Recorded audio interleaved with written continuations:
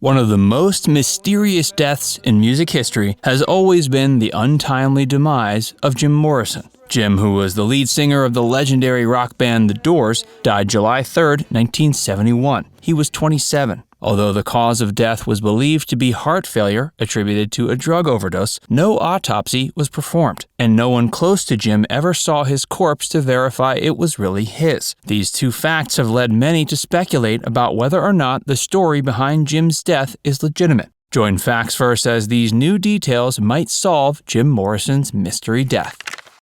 Jim Morrison had quit The Doors and moved to Paris with his girlfriend Pam shortly before being discovered dead in his Parisian apartment. Pam woke up in the middle of the night and found Jim was no longer by her side. She went to the bathroom and found the singer dead in the tub. Authorities arrived and pronounced him dead from heart failure attributed to an overdose. Although Jim was a gigantic celebrity at the time, the news of his death didn't make big waves. It appeared as if the media was intentionally keeping the death quiet, and the funeral was similarly low-key. Not a single person close to Jim saw his corpse before the casket was buried. All of these facts and more have led to many conspiracy theories rising around the death of the late singer. Jim was born on December 8, 1943. Although born in Florida, his family moved around the country numerous times due to his father's prestigious role in the Navy. Jim's family had moved around the country 4 different times by the time he was 5. This made it hard for Jim to find friends, which caused him to socially isolate, and his parents never showed him the love he deserved. Before his death, he liked to recall an event that occurred while his family was living in Albuquerque. While driving, his family had come upon a severe automobile accident that apparently resulted in many dead. Jim's family pulled off to the side of the road so his father and grandfather could get out and help. Although Jim's mother told him not to look out the windows, he did. The sight of the bodies left a traumatic impression on the boy. The bodies belonged to Native Americans, and Jim claimed he believed the spirits of those Native Americans came into him that day and stayed there for the rest of his life. Jim hated living with his family and believed going to college was the only way out. He went to UCLA to study film, but eventually fell in love with poetry. He subsequently changed his major and began studying the works of poets like William Blake and Allen Ginsberg. He met friends with an interest in music, and he began to see music as a way to share his poetry with the world.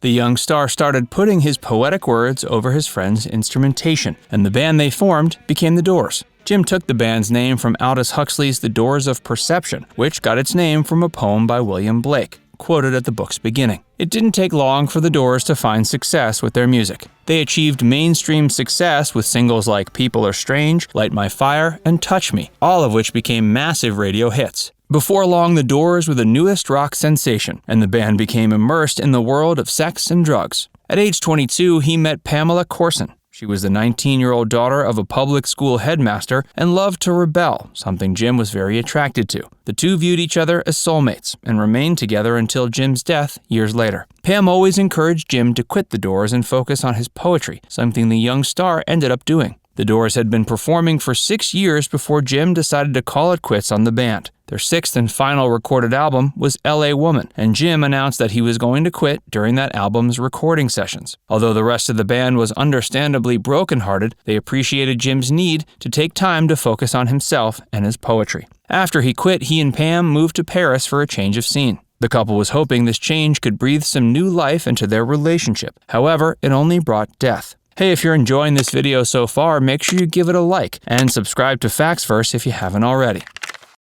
Soon after arriving in Paris, Jim Morrison was tragically found dead in the bathtub of his Parisian apartment on July 3, 1971. Jim had retained his drug habits from his time with The Doors, and he and Pam were said to have been high for most of their Paris trip. Because of this, the authorities were quick to label the cause of death as heart failure from overdose. They didn't even bother to perform an autopsy. Subsequently, there has been doubt about what the cause of Jim's death truly was. Not much attention was brought to Jim's death, despite his immense popularity. And his ceremony was incredibly modest, and not a single person close to Jim was said to have seen the singer's corpse before it was buried. Many use this fact to insinuate that not only was Jim never buried, but also that he never died. He was buried July 7, 1971, and conspiracy theories started coming about as soon as the casket was in the ground. In addition to him still being alive, these theories included numerous alternative explanations for Jim's death than the one given by the authorities. Of the many conspiracy theories surrounding his death, there are two that seem to hold a great deal more weight than others. These are the stories of Marianne Faithfull and Sam Burnett. These two have come forward since Jim's death with two contradicting stories detailing what may have happened,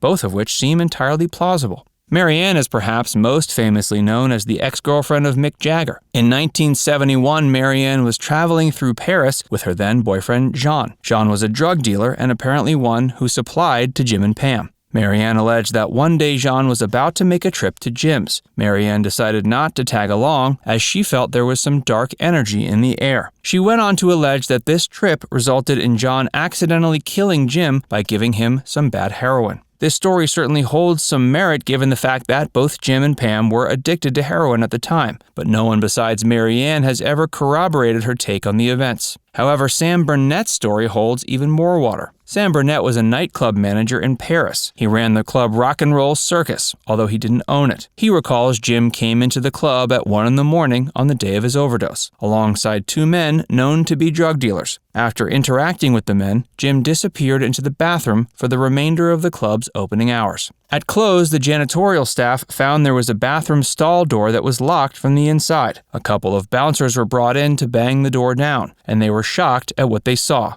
Inside the bathroom stall was Jim with blood and foam covering his face. According to Sam, his initial reaction was to call the authorities, but the club's owner demanded the episode be kept under wraps to prevent the club's name from being sullied. According to Sam, he had the bouncers take Jim's body back to the singer's apartment. There, they attempted to resuscitate Jim with running water. However, it was too late. As soon as it became apparent Jim was never going to wake up, the bouncers fled. Jim was left in the tub, only to be found by Pam later that morning. If Sam's story is correct, it certainly adds a new layer of mystery to Jim's death. Who were the two men who accompanied Jim to the Rock and Roll Circus? And could one of them have been Jean from Marianne's story? In recent years, the idea that Jim Morrison is still alive has been gaining traction. One of the biggest advocates is a YouTube vlogger called Broken Star. Broken Star has made numerous videos about a homeless man that he believes is Jim Morrison. Apparently, he goes by the name Richard and wanders around New York City reciting poetry strikingly reminiscent of Jim's. And the man strongly resembles how one might imagine Jim could look after decades of living a vagrant lifestyle. Richard has been asked if he's Jim and refuses to give an answer. Now it's time to hear from you. Comment down below to share if you have a strong opinion about what happened to Jim. And before you go, make sure you give this video a like and subscribe to Facts First if you haven't already. Click the bell icon to stay updated on all our latest content.